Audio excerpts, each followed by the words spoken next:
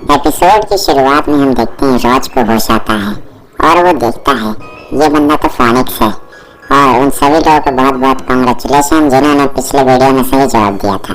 वो बंदा फोनिक्स को देख के डर जाता है और कहता है असैसिनेशन ग्रुप का मेंबर यहाँ पे क्या कर रहा है, आखिर ये कैसे पॉसिबल है।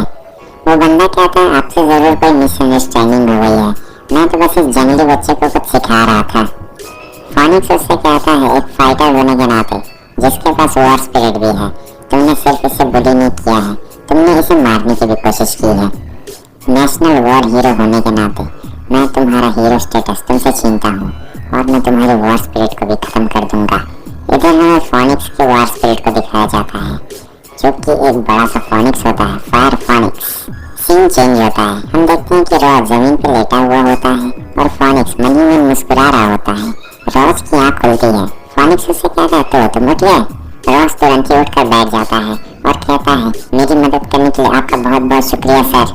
अगर आपके पास मेरे लिए कुछ काम है तो आप मुझे बता सकते हैं, मैं अपना पूरा बेस्ट दूंगा। और फिर से एक और बार शुक्रिया।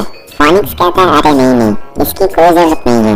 और फिर रॉज उससे कहता है मैंने कभी नहीं सोचा था कि मैं आपसे मिल पाऊंगा, आप तो मेरी इंस्पिरेशन है, मैंने अपना पूरा रूम आपके पोस्टर से भरा हुआ है। फोनिक्स अपने मन में सोच रहा होता है 2 घंटे कोमा में रहने के बाद इसकी वॉर स्पिरिट और बॉडी पूरी तरीके से रिकवर हो चुकी है। रॉज कहता है क्या हुआ, कुछ गलत है क्या। वो कहता है नहीं कुछ नहीं। और फिर उसके बाद फोनिक्स उन दोनों भाइयों के बारे में बात करने लगता है।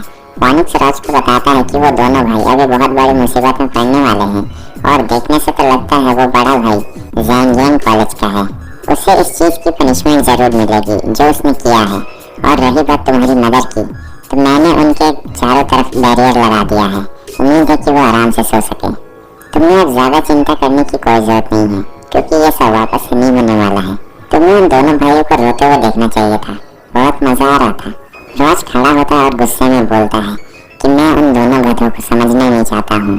तभी फोनिक्स कहता है क्या तुम अपने फादर से नफरत करते हो।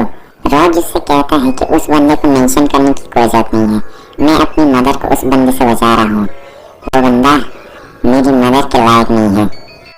फोनिक्स उससे कहता है रॉज मैं जानता हूँ तुम्हारे फादर एक मुश्किल दौर से गुजर रहे होंगे क्योंकि मैं और वो कॉमरेड्स थे और मैं जानता हूँ कि वो कैसे बंदे थे। उस समय की सिचुएशन बहुत ज्यादा ही मिस्टीरियस थी, मैं भी अभी क्लूज ढूंढने की कोशिश कर रहा हूँ तुम्हारे फादर के बारे में। रॉज उससे कहता है कि मुझे अभी भी याद है कि जब मेरे फादर ने हम लोग को छोड़ा था तब उस समय मैं उतना ज्यादा सेंसिबल नहीं था। जो लोग हमारे आसपास रहते थे वो मुझे और मेरी मदर को हमेशा तंग किया करते थे। उस वक्त तो मुझे ये सब समझ नहीं आता था और मैं बहुत सैड हो जाता था, मगर उस वक्त जब भी मैं उनके चेहरे को देखा करता था तब उनके चेहरे पे जरा से भी नफरत नहीं होती थी, वो एक हल्की सी स्माइल देती थी। मुझे कभी समझ नहीं आया ऐसा क्यों है और मैं इसके बारे में कुछ कह भी नहीं सकता हूँ। और अभी तक जब भी मैं उनकी तरफ देखता हूँ वो ऐसे ही स्माइल करते रहती है और मुझे अभी भी ये चीज समझ नहीं आता है, बिल्कुल पहले की तरह। जैसे जैसे मैं बड़ा हुआ उन लोगों ने मुझे तंग करना बंद कर दिया, उन लोगों ने मुझे मारना शुरू कर दिया। मैं उस समय उन लोगों को नहीं मार पाता था क्योंकि वो लोग बहुत सारे थे, इसलिए मैं वहाँ से भाग जाया करता था। उसके बाद मुझे पता चला कि मेरी बॉडी में कुछ वो चीज है जिसे स्पिरिट कहते हैं और वो लोग फिर मुझे मार नहीं पाते थे, मैं उन्हें उस स्पिरिट से डरा के भगा दिया करता था। और इस तरह से मैं बड़ा हुआ। मैं अपनी मॉम को बचाने की पूरी कोशिश करता था और ये भी कि उन्हें उस आदमी की याद न आए, और इसी तरह से मैं हमेशा शांत रहा करता था।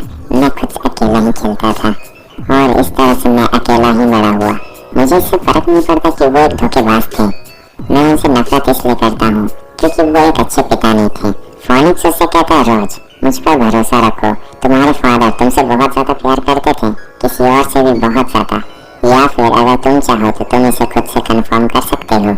रॉज कहता है क्या खुद से कंफर्म कर लूं, आखिर इसका क्या मतलब है। फोनिक्स उससे कहता है लॉगी कॉलेज, क्या तुमने इसका नाम सुना है। लॉगी कॉलेज, लॉगी कॉलेज नहीं, गलत मत समझना। उसके बाद हमें इस कॉलेज के बारे में थोड़ा सा ज्ञान दिया जाता है कि ये कॉलेज पूरे क्रिमिनल से भरा पड़ा है और ये कॉलेज किसी भी कंट्री के अंदर नहीं आता है, यानी ये पूरा फ्रीडम है इस कॉलेज को। इस कॉलेज के अपने रूल्स एंड रेगुलेशंस हैं, लेकिन यहाँ पर बहुत ताकतवर लोग भी होते हैं। और दूसरी बात यह भी है कि जो बहुत खतरनाक क्रिमिनल्स होते हैं उन्हें वार हीरोज भी घोषित किया गया है। और इस कॉलेज का जो डीन है डीन मतलब प्रिंसिपल, वो बहुत मोस्ट वांटेड क्रिमिनल्स में से एक है। उसे 3 कंट्रीज में मोस्ट वांटेड रखा गया है। ये कॉलेज पूरी तरीके से इंडिपेंडेंट है और बस वही सब। और फिर फोनिक्स उससे कहता है तुम्हारे फादर भी वहीं से आए थे, क्योंकि तुम नेशनल कॉलेज में नहीं जा सकते हो तो क्या तुम वहाँ पर। वो कहने लगता है हाँ, मैं वहाँ पर जरूर जाना चाहूँगा। रॉज काफी खुश हो जाता है और फोनिक्स कहता है तुम्हारा यही मतलब है ना कि मैं लॉगी कॉलेज में एक्सेप्ट हो सकता हूँ। मेरे पास एक चांस है कि मैं यहाँ से बाहर निकल सकता हूँ और दूसरी जगह पे जा सकता हूँ, क्यों, और मैं दूसरों की तरह पढ़ भी सकता हूँ। मैं करूँगा, मैं इसे जरूर करूँगा। ये उस आदमी के लिए बिल्कुल नहीं है। मैं अपनी और अपनी मॉम की किस्मत को बदलना चाहता हूँ। फोनिक्स उससे मुस्कुराते हुए कहता है ठीक है, अगर ऐसी बात है तो तुम्हें कल सुबह ही निकलना होगा, क्योंकि मैंने सुना है कि कल लॉगी कॉलेज के रजिस्ट्रेशन की डेडलाइन है। रॉज उससे कहता है कल सुबह, मगर मॉम। फोनिक्स उससे कहता है कि तुम उसकी चिंता बिल्कुल मत करो, मैं उन्हें समझा दूंगा। अब तुम्हें जल्दी से घर जाके अपने सामान की तैयारी करनी चाहिए। रीडर रॉज काफी खुश होता है और कहता है ठीक है, मैं आज रात ही तैयार हो जाता हूँ कल सुबह निकलने के लिए। इधर फोनिक्स रॉज की आंखों में देखता है और अपने मन में सोच रहा होता है कि इसकी आंखें साफ साफ ये बता रही है कि ये अपनी किस्मत को बदलना चाहता है। सीन चेंज होता है और अब अगला दिन आ चुका होता है। हमें एक बस को दिखाया जाता है जो कि लॉगी कॉलेज की तरफ जा रही होती है। वो एक डेजर्ट जैसी जगह होती है। ली उतरता है और कहता है क्या ये है लॉगी कॉलेज? क्या ऐसी जगह पे कोई कॉलेज हो भी सकता है? हम देखते हैं उसके साथ उसका एक फ्रेंड भी आया हुआ होता है जिसका नाम है शाओ जूजी, और वो बहुत ज्यादा एक्साइटेड होता है। रॉज उससे कहता है कि प्लीज तुम मुझे आगे भी ऐसे ही गाइड करते रहना। ये जो शाओ जूजी है ये फोनिक्स ने उसे दिया हुआ होता है और ये फोनिक्स का बहुत अच्छा दोस्त है। रॉज मैप निकाल के देखता है और कहता है ये मैप जो यान ने मुझे दिया है ये अनक्लियर है, मगर कोई दिक्कत नहीं है। अगर मैं जल्दी ही यहाँ से नहीं गया तो मैं मारा जाऊंगा, क्योंकि वहाँ पे गर्मी बहुत तेज होती है। अब हमें 3 घंटे बाद के सीन को दिखाया जाता है। रॉज आगे आगे चल रहा होता है और जो भी छोटे मोटे कीड़े मकोड़े उसके सामने आते हैं वो उन्हें मार देता है। रॉज काफी गुस्सा हो रहा होता है और वो जोर जोर से चिल्ला रहा होता है तुम चीटर बंदे कहीं के, तुमने मुझसे झूठ बोला। मैंने इस मैप को पूरा फॉलो किया लेकिन मुझे अभी तक कोई जगह नहीं मिली। और फिर हम देखते हैं कि दोनों की हालत बहुत खराब होती है उस गर्मी से और उन्हें प्यास भी लगी हुई होती है। तभी रॉज को आगे एक छोटा सा घर दिखाई देता है और वो कहता है क्या यही है लॉगी कॉलेज?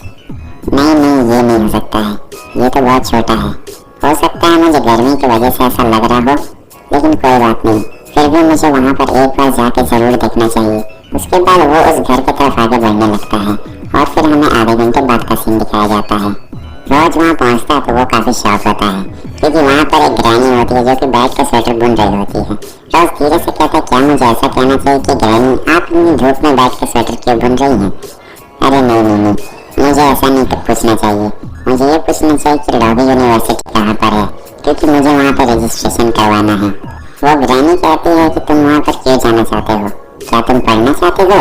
रॉज उनसे कहता है कि मुझे इसका कोई आइडिया नहीं है, मुझे ली युआन ने नॉमिनेट किया है और मैं इस अपॉर्चुनिटी का बहुत लंबे समय से इंतजार कर रहा था। ये मुझे बदलने का मौका देगी। मुझे अभी बहुत सारी चीजें करनी है और बहुत सारी जगहों पर घूमने जाना है और फिर उसके बाद मुझे एक इंसान से भी मिलना है। ग्रैंडमा उससे कहती है कि वो अंदर है, जाओ तुम एक बार जाके क्यों नहीं देखते हो, कॉलेज अंदर में है।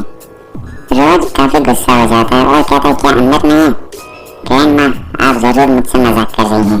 ये छोटा सा घर जहाँ पर आप रहती हैं, क्या आप मुझे बता सकती हैं कि लॉगी कॉलेज कहाँ पर है? ग्रैंडमा उससे कहती है कि अंदर जाओ और जाके देख लो। और हमारा ये एपिसोड भी यहीं पे खत्म होता है। आज का सवाल, आखिर वो ऐसी कौन सी वजह है जिसके चलते रॉज बाकी यूनिवर्सिटीज में नहीं जा सकता है, वो सिर्फ इसी लॉगी कॉलेज में आ सकता है? अगर आपको इसका जवाब पता है तो प्लीज कमेंट करके इसका जवाब जरूर बताएं और हमें ये भी बताएं कि आपको ये नया कॉमिक कैसा लग रहा है। सो वीडियो अच्छी लगी तो लाइक कर दें, शेयर कर दें ताकि ये वीडियो ज़्यादा से ज़्यादा लोग तक पहुंच सके। और यहाँ तक देखने के लिए आप लोगों का बहुत बहुत शुक्रिया। तो फिर मिलते हैं नेक्स्ट वीडियो में, तब तक के लिए बाय बाय।